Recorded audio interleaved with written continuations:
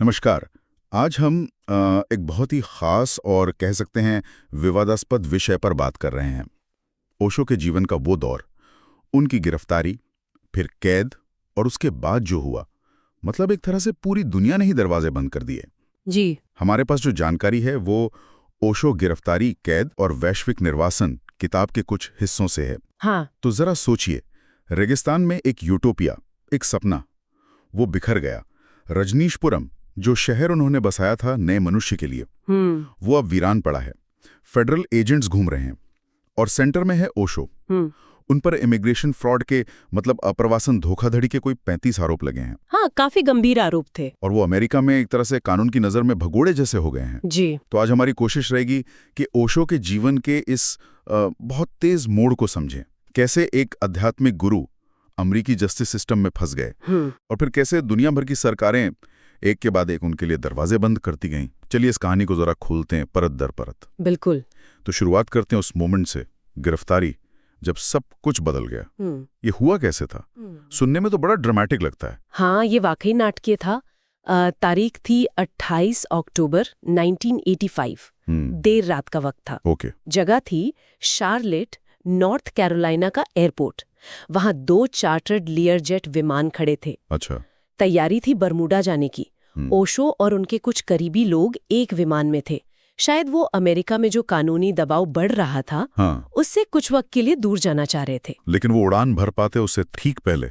हाँ, बस ठीक पहले ही एयरपोर्ट की वो तेज रोशनियां, उनके बीच हथियारबंद अमेरिकन मार्शल आ गए। उन्होंने विमान को घेर लिया और फिर वो तस्वीर सामने आई जो पूरी दुनिया में छप गई।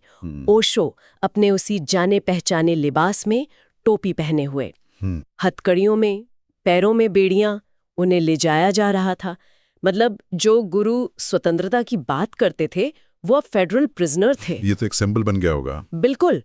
ये सिर्फ एक गिरफ्तारी नहीं थी, ये एक बहुत शक्तिशाली प्रतीक बन गया, सिस्टम और एक व्यक्ति के टकराव का। गिरफ्तारी के बाद जो हुआ वो शायद और भी परेशान करने वाला था। 12 दिन की कैद, स्रोत इसे अपमान का सफर कहते हैं। ये सिर्फ लीगल प्रोसेस नहीं था। देखिए, जो स्रोत बताते हैं उसके हिसाब से ऐसा लगता है कि ये सिर्फ कानूनी कार्रवाई नहीं थी। शायद ये एक कोशिश थी उन्हें जानबूझकर तोड़ने की, अपमानित करने की, अमेरिकी पेनल सिस्टम के जरिए। और ये सिलसिला चला पूरे 12 दिन। उन्हें नॉर्थ कैरोलिना से ओक्लाहोमा ले जाया गया। और ओक्लाहोमा काउंटी जेल की बात वो तो खासतौर पर चिंताजनक बताई जाती है। बिल्कुल। वहां जो हुआ वो काफी अजीब था। उन्हें डेविड वॉशिंगटन नाम से रजिस्टर किया गया। डेविड वॉशिंगटन, ओशो को? हाँ। अब सोचिए इस नकली नाम से क्या हुआ। वो एक तरह से सिस्टम के रिकॉर्ड में गायब हो गए। सही बात है। किसी के लिए भी उन्हें ढूंढना, उनकी हालत जानना मुश्किल हो गया। और इससे भी बुरा ये हुआ, जैसा बताया जाता है, कि उन्हें एक ऐसे कैदी के साथ सेल में रखा गया जिसे हर्पीस के एक्टिव घाव थे, बहते हुए। ओह, ये न सिर्फ अपमानजनक था बल्कि सेहत के लिए भी खतरनाक था। सीधी सी बात है। और इसी दौरान ओशो ने एक बहुत ही सीरियस आरोप लगाया था, है ना, जहर देने का। हाँ, ये बहुत गंभीर आरोप था। ओशो ने बाद में दावा किया कि ओक्लाहोमा जेल में ही उन्हें खाने में थैलियम नाम का एक धीमा जहर दिया गया था। थैलियम? हाँ, थैलियम। ये एक हेवी मेटल होता है, बहुत जहरीला, और ये धीरे धीरे असर करता है। तो बाद में इसे पकड़ना या साबित करना बहुत मुश्किल हो जाता है। ये तो बहुत चौंकाने वाला दावा है। स्रोत इस बारे में क्या कहते हैं? मतलब क्या कोई सबूत या और जानकारी है, या ये मुख्य रूप से ओशो का ही पक्ष है? देखिए, स्रोत मुख्य रूप से ओशो के दावे और उनके फॉलोअर्स के बयानों को ही दर्ज करते हैं। ओशो का कहना था कि ये जहर फौरन मारने के लिए नहीं था, अच्छा, बल्कि उनके शरीर को धीरे धीरे कमजोर करने के लिए, उनकी सेहत को हमेशा के लिए खराब करने के लिए। उनके नजरिए से ये कोई अकेली घटना नहीं थी, ये उस बड़े प्लान का हिस्सा था जिससे उन्हें फिजिकली और मेंटली तोड़ा जा सके। जाहिर है अमेरिकी अधिकारियों ने हमेशा ऐसे किसी भी आरोप को नकारा है। फिर उन्हें ओक्लाहोमा से पोर्टलैंड, ऑरेगन ले जाया गया, और जिस तरह उन्हें पब्लिकली जंजीरों में ले जाया गया, वो भी एक बड़ा मुद्दा बन गया था। हाँ, वो तस्वीरें तो दुनिया भर में फैली। एक ऐसा विचारक जिसने लाखों लोगों को अपनी बातों से मोह रखा था, उसे जंजीरों में परेड कराना, ये एक ग्लोबल मीडिया इवेंट बन गया। सही। कई लोगों ने इसे ऐसे देखा कि अमेरिका जैसी सुपर पावर अपनी पूरी ताकत लगा रही है एक ऐसे आदमी को कुचलने में जिसने बस एक अलग तरह की जिंदगी और कम्युनिटी बनाने की कोशिश की थी। आखिर में इस पूरे मामले का कानूनी नतीजा क्या निकला? उन्होंने एक अलग ही रास्ता चुना है ना? हाँ, उन्होंने एल्फ्रेड प्ली कहा जाता है कि उन्होंने ये कदम इसलिए उठाया ताकि उनके जो शिष्य थे उन्हें और लंबी कानूनी लड़ाइयों और मुश्किलों से बचाया जा सके।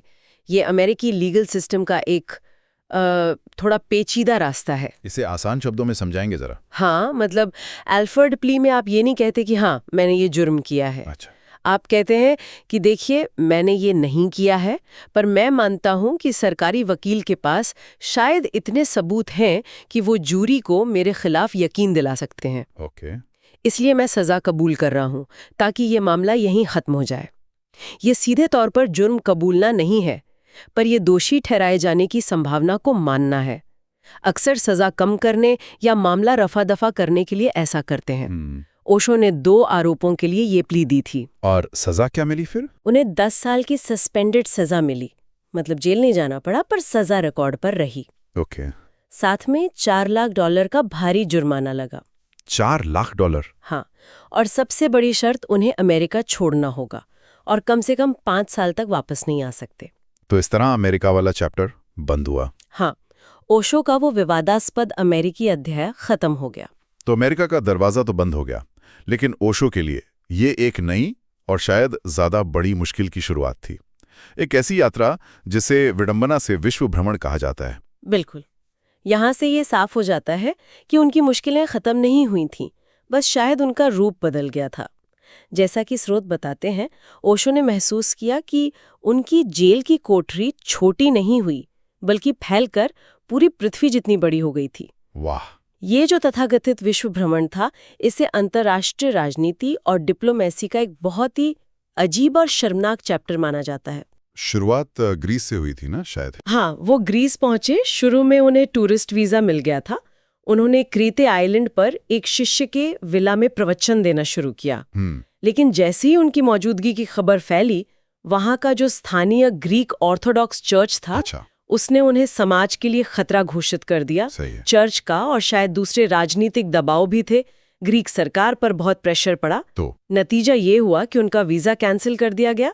पुलिस ने विला पर छापा मारा, उन्हें गिरफ्तार किया और देश से निकाल दिया, निर्वासित। और ये ग्रीस वाला अनुभव एक पैटर्न बन गया फिर, है ना? बिल्कुल। ऐसा नहीं कि बस एक देश ने मना किया। बिल्कुल, ये सिलसिला दोहराता गया। एक देश के बाद दूसरा। स्विट्जरलैंड पहुंचे, निकाल दिए गए। स्वीडन गए, वहां से भी निकाल दिया। कमाल है। ब्रिटेन ने तो एंट्री ही नहीं दी। लंदन के हीथ्रो एयरपोर्ट पर घंटों रोके रखा। आइलैंड में जब उनका प्लेन फ्यूल लेने उतरा तो उन्हें प्लेन से नीचे उतरने तक की इजाजत नहीं मिली। ये तो वाकई यकीन करना मुश्किल है।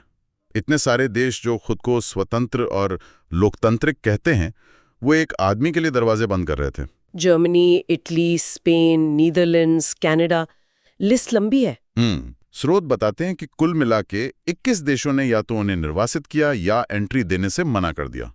उन्हें एक तरह से अवांछित व्यक्ति बना दिया गया था, पर्सोना नॉन ग्राटा, वो भी बिना किसी औपचारिक आरोप या मुकदमे के। इसके पीछे कारण क्या बताए जाते हैं? क्या ये सिर्फ लोकल प्रेशर था या कुछ और चल रहा था? यहाँ ओशो का अपना दावा बहुत अहम हो जाता है। उनका मानना था कि ये सब इत्तेफाक नहीं था। अच्छा।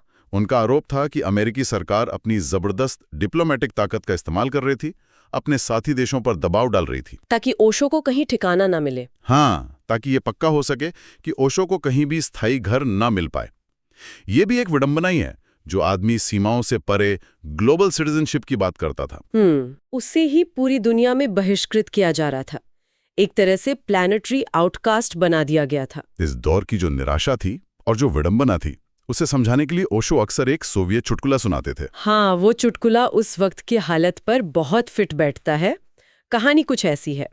सोवियत यूनियन में एक आदमी देश छोड़ने के लिए वीजा अप्लाई करता है। पोलित ब्यूरो का एक अफसर उससे सख्ती से पूछता है, तो क्या तुम सोवियत सरकार से नाखुश हो?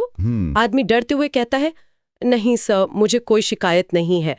अफसर पूछता है, क्या तुम काम के हालात से नाखुश हो? नहीं, सब काम एकदम ठीक है। क्या तुम रहने की जगह या खाने से नाखुश हो? नहीं सर, सब कुछ बेहतरीन है। अच्छा। अफसर को शक होता है, तो फिर वो पूछता है, अगर सब कुछ इतना शानदार है तो तुम देश छोड़ना क्यों चाहते हो? आदमी अफसर के करीब झुकता है और फुसफुसाता है, क्योंकि जिस देश में मैं जाना चाहता हूँ वहां मुझे शिकायत करने की इजाजत है। वाह, ये तो बहुत ही तीखा व्यंग है उस समय की स्थिति पर। बिल्कुल, ये उस गहरी आयरनी को दिखाता है कि कैसे वो देश जो खुद को फ्री वर्ल्ड का हिस्सा कहते थे, जहां फ्रीडम ऑफ स्पीच का दावा किया जाता था, वही देश ओशो को एंट्री देने या अपनी बात कहने से मना कर रहे थे। ये उन सिस्टम्स पर कटाक्ष है जहां ऊपर ऊपर सब ठीक बताया जाता है, पर असल में असहमति या आलोचना की कोई गुंजाइश नहीं होती। सही बात है। ये दिखाता है कि आजादी की भी अपनी सीमाएं होती है ना? हाँ। खासकर तब जब वो स्थापित व्यवस्था को चुनौती देती है। इस पूरे अनुभव का मतलब इस तरह से पूरी दुनिया से नकारे जाने का ओशो पर क्या असर पड़ा? यकीनन इसने उन्हें गहराई से प्रभावित किया होगा। हाँ बिल्कुल, इसने उनकी जो आलोचना थी उसे और भी ज्यादा तीखा कर दिया और सीधा। खासकर पॉलिटिशियंस के लिए उनका रवैया और सख्त हो गया। वो उन्हें अक्सर जीवन का सबसे निचला रूप कहते थे। सरकारों और जो संगठित धर्म थे उनके प्रति भी उनकी आलोचना बहुत तेज हो गई। ऐसा लगता है जैसे उन्होंने सत्ता का जो असली चेहरा होता है उसे बहुत करीब से देख लिया था। शायद ऐसा कह सकते हैं। स्रोत बताते हैं कि ओशो को लगा कि उन्होंने पावर का वो रूप देखा है जो आज़ादी और लोकतंत्र के बाहरी दिखावे से परे हैं। मतलब एक ऐसा सिस्टम जो डर से चलता है और अपनी यथास्थिति बनाए रखने के लिए किसी भी हद तक जा सकता है। उन्हें लगा कि दुनिया के सरकारें उनसे डरती हैं। और दिलचस्प बात यह है कि वो इस डर को नेगेटिव नहीं मानते थे। बिल्कुल, ओशो दुनिया के इस डर को अपने लिए एक तरह का सम्मान मानते थे। अच्छा। हाँ, उनके नजरिए से ये इस बात का सबूत था कि उनके शब्द, उनके विचार, एक आज़ाद और जागे हुए इंसान का उनका जो विजन था वो स्थापित व्यवस्था के लिए इतना खतरनाक था कि दुनिया भर के सिस्टम को उन्हें चुप कराने या अलग थलग करने के लिए एक होना पड़ा। ये उनके विचारों की ताकत का सबूत था, ऐसा उनका मानना था। तो महीनों तक दुनिया भर में इस तरह भटकने के बाद आखिरकार क्या हुआ? उन्हें कहीं तो ठिकाना मिला होगा। हाँ, कई महीनों की इस अनिश्चितता के बाद उन्हें आखिर में उरुग्वे में एंट्री मिली। उरुग्वे? जुलाई 1986 में वो भारत लौट आए। अच्छा, वापस भारत। हाँ, एक तरह से यात्रा का चक्र पूरा हो गया। ये घर वापसी भी कई महीनों में अहम रही होगी। हाँ, वो बेघर रहस्यवादी, जैसा कि उन्हें कहा जाने लगा था, शारीरिक रूप से काफी कमजोर हो चुके थे, जिसका कारण वो लगातार अमेरिका में दिए गए कथित जहर को बताते रहे। उनके अनुसार उस जहर ने उनके स्वास्थ्य में एक लंबी और धीमी गिरावट शुरू कर दी थी। वो आखिरकार अपने देश लौट रहे थे, लेकिन इसे हार की तरह नहीं देखा जाना चाहिए, बल्कि ओशो और उनके अनुयायियों के लिए ये उनकी अपनी शिक्षाओं का एक जीता जागता उदाहरण था। कैसे? कि दुनिया एक सच्चे विद्रोही को, एक जागृत आत्मा को दबाने या कुचलने के लिए अपनी पूरी ताकत लगा सकती है, लेकिन शायद विचारों को पूरी तरह खत्म नहीं कर सकते। तो अंत में ये सब क्या मायने रखता है?